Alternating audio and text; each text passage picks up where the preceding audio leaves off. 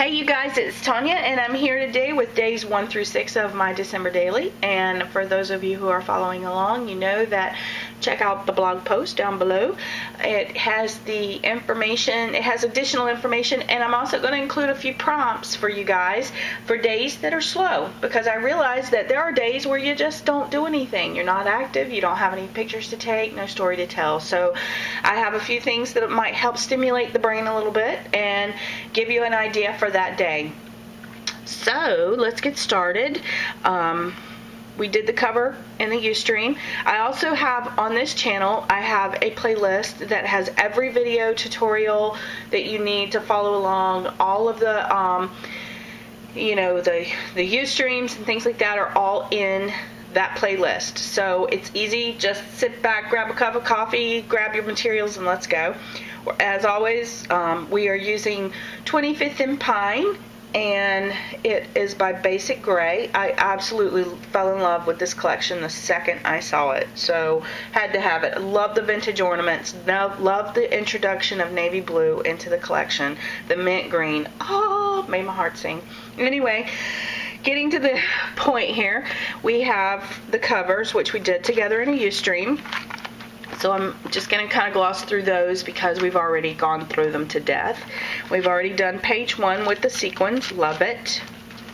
So here this was a transparency that was in the collection.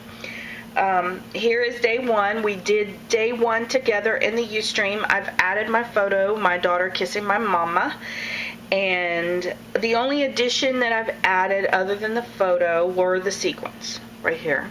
And I'm going to do a tutorial at the end of this video showing you how to do the sequins. These were sequins that I got, these little Christmas trees. These were a package that I got. They were all together. It came in one pack for $1. I just picked them up at a party supply store, but these are Santa Clauses in white and red mylar, and then little Christmas trees, and then there's these little red confetti dots. So I'm thinking I'm going to do another one of these pages that has the sequins in it, because I really love the look of that confetti. Then I added a piece of the Christmas tree here on the tag, and then I added these 3 sequins down here. So on day 2, we did this one together in the Ustream as well, and it's in the playlist. I added the photograph of the holiday tree at my office, and then I've also added one of these labels for my journaling. Don't forget to add a spot for your journaling if you're working ahead. And I kind of got caught on this page because I was like, oh, I didn't remember to do that. So this is actually a label that I cut from my silhouette, and if you want the cut file, it is in my Pinterest boards. So go find my silhouette Pinterest board. And then I added one of the little Santa Clauses down here. I don't know if you guys can see it in the video or not because it's white. And then on day 3, not a very terribly exciting day, which is what made me think to do the prompts. So what I did was I just took one of these journaling cards that comes with the kit. We have there's a bunch of them in here. They're great. So what I did was I just pulled one of those out, wrote my journaling here on the top, and it just says, hey, didn't do anything today, not a very exciting day. So I cleaned up the mess that was on my desk. So before I flip it over, let's go over this. This is one of the ornaments that's from my silhouette. We went over that. It's an Echo Park gallery in the Silhouette store. And then I just took a gold gel pen and I kind of, just freehanded the design that is on the ornaments over here and then put my number on there. Both are popped up with dimensional pop dots. And on the back is my photograph. So I love that there are things that are uneven in this page. So there's that mess. And that was the mess left over from my Ustream. So I wanted to document that. This is what my disaster zone of a desk looks like when I'm done with the Ustream. Had to get cleaned up. That was the day. So on day 4, I made a pot of chili. And my dad loves chili. It's his favorite in the entire universe is chili and hot dogs. I don't know why. But anyway, so I took a picture of him, and this is another prompt I want to give you guys. Put your pictures in your album in irregular sizes. I printed this 4x6, and then there was a lot of junk going on here in the background that was completely irrelevant. to the story. So what I did was I just trimmed it down so it's 2.5 inches by 5 inches. And that eliminated all of the clutter that was around, and it again put the focal point back on my dad. And he's sitting at the table figuring up his Weight Watchers points. So for those of you who don't know, my dad and I are doing Weight Watchers together. So he was sitting there trying to figure up his Weight Watchers points. It was really cute. So I took a picture of that and documented it here on this tag. And then down here I wrote, as a side note, doesn't he look like Santa? And then for just a little added interest, because the picture was so dark, I just took my white gel pen and just squiggled some lines around the photo to just kind of frame it in a little bit. We went over how to make the shaker box thing here on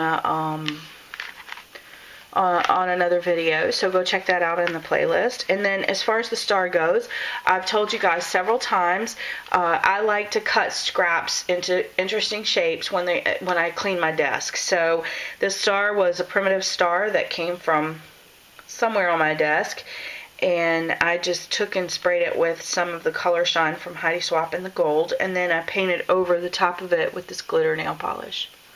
So there's that page. And then for day 5, comes up to the end, I will do day 6 today. In the Ustream, we did a pocket, library pocket, and I have not done what I want to do for that day yet, so I've pulled it out, ripped the number off of it, and replaced it somewhere else. So for those of you following along with me word for word, you may be going, what'd she do with the library pocket?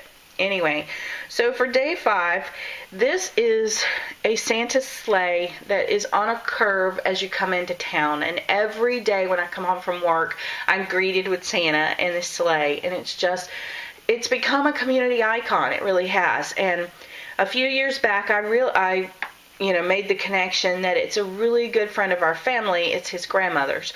So, and also a lady here on YouTube, Elena, Louisa Elena, it's her grandmother, great-grandmother. So, or grandmother or great-grandmother. Anyway, she turned 100 years old this year. So I'm not sure how long this will continue to be out there. So I definitely wanted to document it. Because it is such a big piece, and I mean, I'm telling you, a really big piece. It spans the width of a person's yard. So it's giant. So because it is so big, I had to take pictures of it in parts. So there is more than one photo on this page. So what I've done is I've hidden my journaling back behind here. And for those of you who wonder where I got the glass snowflake, it was gifted to me, but it is also one of those Darris buttons. So look for those little decorative buttons. They're usually in there. And then for the photograph, what I did, this piece was part of the collection. I put powder across the top so that it had a lip on it that didn't have any adhesive on it, and then I just hot glued it at the bottom so I could use it to hold down the flap.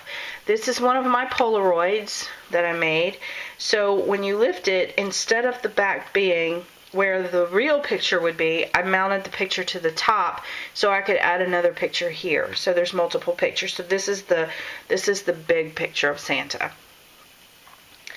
And also, there was a current event that happened on December the 5th. Nelson Mandela, who is a huge civil rights icon for the world, passed away yesterday. So what I've decided to do is to come back in here and put a piece of paper here to document maybe that current event. So that's a tip for you guys who are following along. If you don't have a photo that you can share for that day, document a current event. So anyway, thank you guys for watching. I have a quick little tutorial I want to share with you guys, just so that you know how to do it.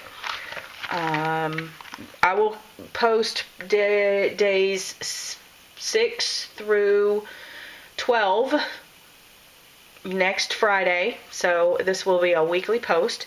And again, go check out my blog post. It's down here at the bottom. And if you're following along, post your photos up on Facebook and send me tag me in the post so I can see what you guys are doing, because some people are following along word for word and some people are not, and I'm being inspired by everyone. So please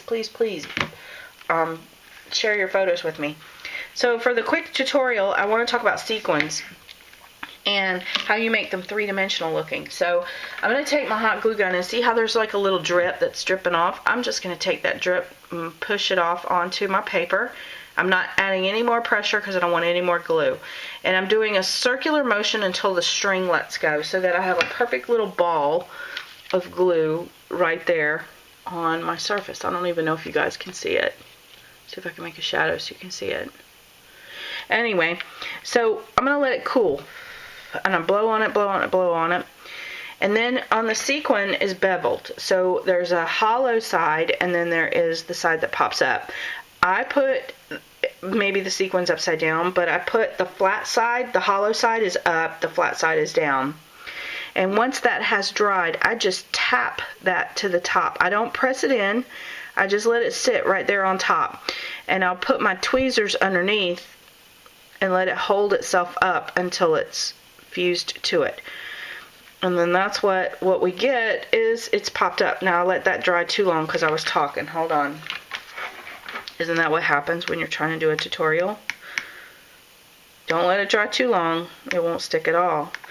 But the reason I let it dry for just a minute is because the sequins will melt if the glue is too hot.